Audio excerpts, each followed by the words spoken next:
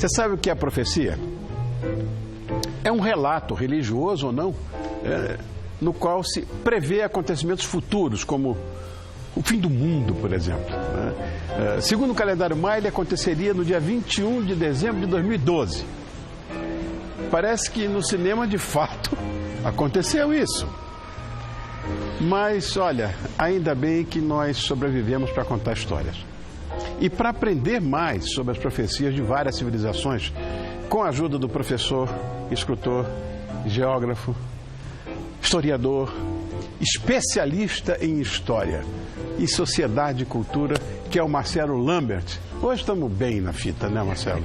Obrigado, querido, por ter vindo mais uma vez. Obrigado, viu? Te agradeci em off, agora agradeço aqui ao vivo e a cores. Esse é um tema que porque eu sou apaixonado, Marcelo. Sim. E eu sei que olhar para trás é sempre aprender. Aprender de onde viemos, aprender tanta coisa, mas fundamentalmente algumas civilizações que deixaram certos mistérios para a gente. Eu queria que você me dissesse, afinal, o que são as profecias? Bem, profecia literalmente é o ato de profetizar algo, é você até adivinhar com antecedência um determinado fato, um determinado acontecimento. E a ideia da profecia, Rony, é uma coisa que parece tão simples, mas na verdade é algo muito complexo. Todas as grandes civilizações, ou não, né, tinham grupos de pessoas que exercitavam essa prática, ou uma outra pessoa individualmente dentro de um determinado momento histórico ou dentro de uma determinada sociedade, que praticava essa ideia de profetizar algo. Eu sempre digo que a ideia de profecia é algo que eu entendo como parte da natureza humana. Todos nós, em essência, eu acredito que nós temos essa necessidade de querer adivinhar ou saber o futuro, saber o que está por vir. Até o querer saber, eu acho que está muito relacionado às nossas angústias do presente. Seguramente. Né? Não é preciso ser psiquiatra. Exatamente. Para entender isso. As nossas angústias, elas produzem muito essa nossa necessidade. E é claro que na história da humanidade, o ser humano ele sempre viveu esses dramas. Portanto, essa necessidade de transcender o seu momento através das questões da profecia. Isso era uma coisa tão levada a sério. Se a gente vai mais para trás, a civilização grega, por exemplo, o oráculo de Delfos, meu Deus do céu! Sim. Pô, ninguém ia para a guerra sem saber o que uma sacerdotisa vestal daquela dizia. Sim, sim. Que coisa impressionante. Sim, é impressionante porque, veja, isso determinava não só relações sociais, como o destino de algumas civilizações, não só de algumas pessoas. Né? Então as profecias elas sempre foram muito levadas a sério, né, nas civilizações antigas, e hoje nós ainda temos muito disso ainda espalhado pelo mundo. Agora, qual é a relação, Marcelo, dessas profecias com a história da humanidade, com a nossa história? Se nós pegarmos desde o clássico, como você citou, a Grécia, podemos até pensar na própria Mesopotâmia, com os povos que viveram na Mesopotâmia. Sim. Na verdade, naquele momento nós já temos... Sumérios. Haja vista que eles deixaram um legado incrível em relação a determinadas profecias, que depois a gente vamos discutir um pouco mais. Assírios, caldeus, babilônios, todos eles. Né? A profundidade delas e a assertividade, que aí é outra questão. Mas na Mesopotâmia a gente já tinha essa necessidade. Por quê? Se nós pararmos para analisar, onde era o mundo para eles? O mundo deles, no caso Mesopotâmia, Tigre e Eufrates. Sim, era ali, o que estava entre os dois rios, lógico. Então, por exemplo, como eram sociedades extremamente dependentes da natureza, tentar ler a natureza e prever a resposta dessa natureza diante das adversidades, colocava isso dentro do âmbito das profecias. Então eles tinham uma necessidade muito grande, mística, de se relacionar com a natureza, partindo das questões ligadas às profecias também. E é claro, Rony, que tem uma carga científica sensacional aí. né? A leitura dos astros, a gente vai falar um pouco sobre os egípcios, mas, enfim, a leitura da mecânica dos astros, que está diretamente relacionada às profecias, eram cálculos matemáticos exatos. Sim. Né? Quando se fala normalmente em profecia, a gente vai para a Idade Média, a primeira coisa que bate na nossa cabeça é Nostradamus. Sim.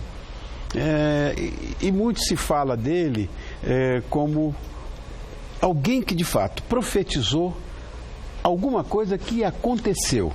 Isso é real ou é mito? Existiu alguma coisa de fato que ele tenha profetizado e que tenha acontecido? Sim. Bom, primeiramente eu acho que é importante dizer que Nostradamus ele é até injustiçado, porque ele foi um médico sensacional. Sem dúvida. E pouco se fala disso. É verdade. Toda vez que se fala em Nostradamus, a gente remete a Centúrias e discutimos sobre as profecias. Bem, primeiro, ele era um homem do século XVI. Costumo dizer que é um homem que já está passando pela transição do teocentrismo para o antropocentrismo. Exatamente, com as grandes descobertas de navegação, exatamente. Uma pessoa que tinha uma visão muito interessante sobre a estrutura religiosa daquela época.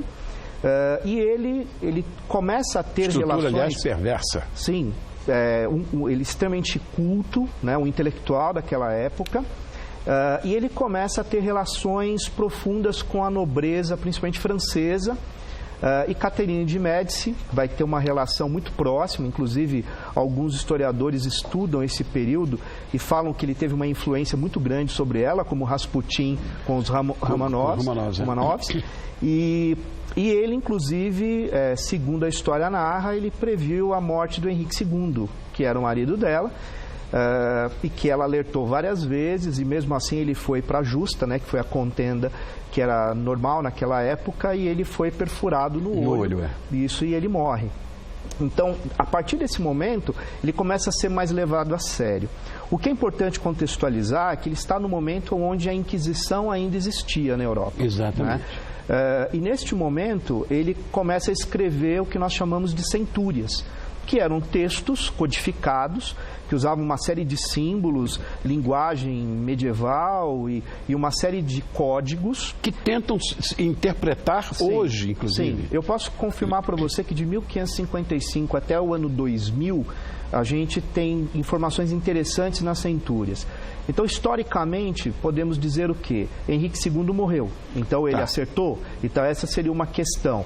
Tivemos outros exemplos, mas o que me chama muita atenção e que sempre voltou muito meus estudos para Nostradamus são as coincidências relacionadas ao nazismo. Isso. Então, nas centúrias, a gente encontra... Richter, ele chamava... Isso mesmo. Não era Hitler, era Richter. Inclusive o símbolo, né? Sim, o símbolo. A suástica e tal. Bom, há quem diga que até as Torres Gêmeas de Nova York foi... Exato, né? Como o conflito Israel-Palestina, são questões muito pontuais. Agora, o que me chama muita atenção é exatamente a questão da Segunda Guerra Mundial. Estudando as centúrias, e aí vem uma questão muito complexa, que é interpretar isso, que é a grande questão. Exatamente. Porque a gente tem, infelizmente, muita gente sem nenhum compromisso ético com o documento que seria as centúrias, interpreta da maneira que acha melhor. Isso acontece até com a Bíblia. Exatamente. Os fundamentalistas fazem qualquer coisa, não interpretam o texto da Bíblia. Exatamente. E as centúrias, ela é objeto de estudo desta mesma forma.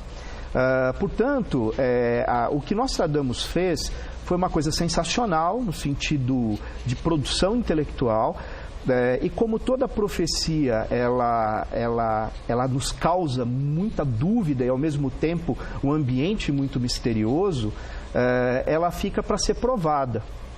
E é claro que a interpretação ela é sempre muito complexa. Sem dúvida. Né? Você pega uma centúria para você fazer a leitura, primeiro que é uma linguagem que é muito diferente, medieval, diferente da nossa, né? Ainda mais toda ela rebuscada de símbolos, porque a Inquisição não poderia ver esses documentos. Deus me livre, seria morto.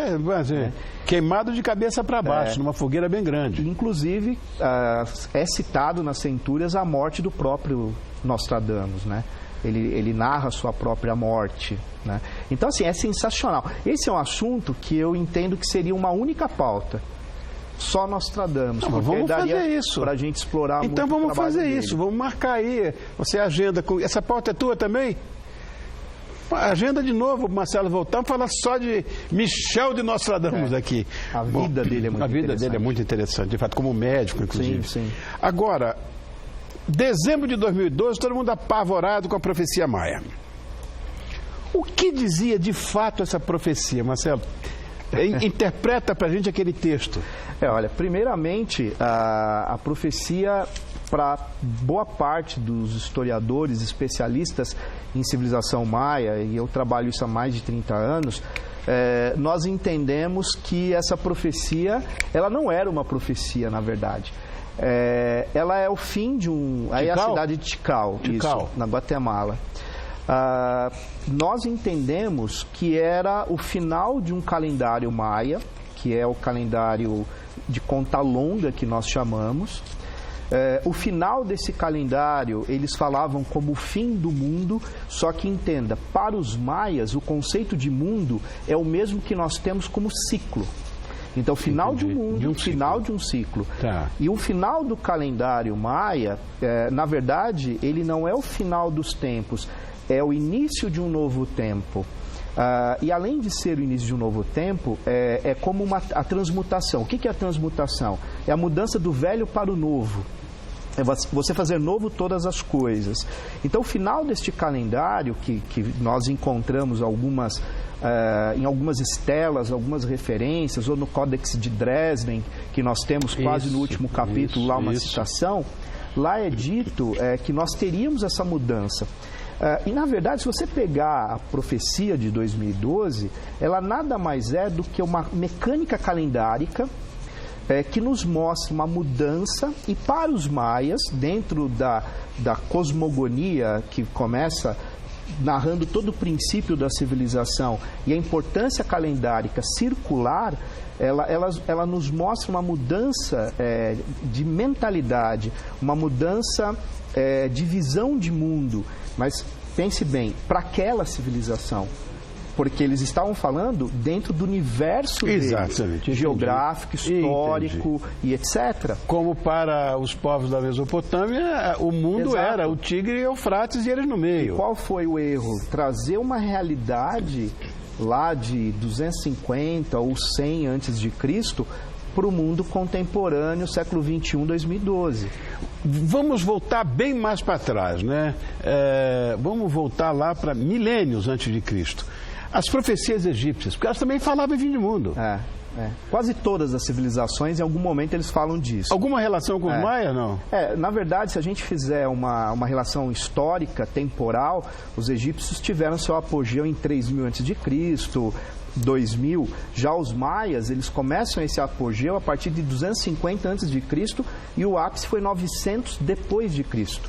Portanto, não viveram concomitantemente, historicamente. Lógico. Agora, o que a gente pode, talvez, por analogia, discutir é que os egípcios, como os maias, eles eram exímios astrônomos.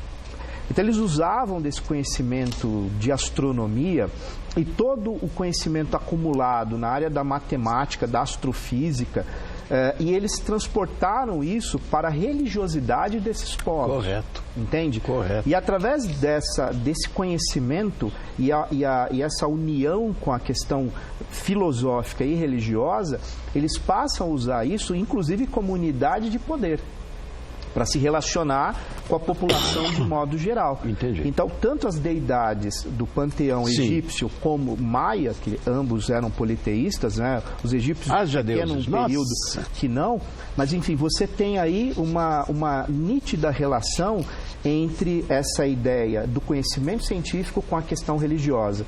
Por isso que eu digo, tanto os egípcios quanto os maias, eu posso dizer que eram povos rituais.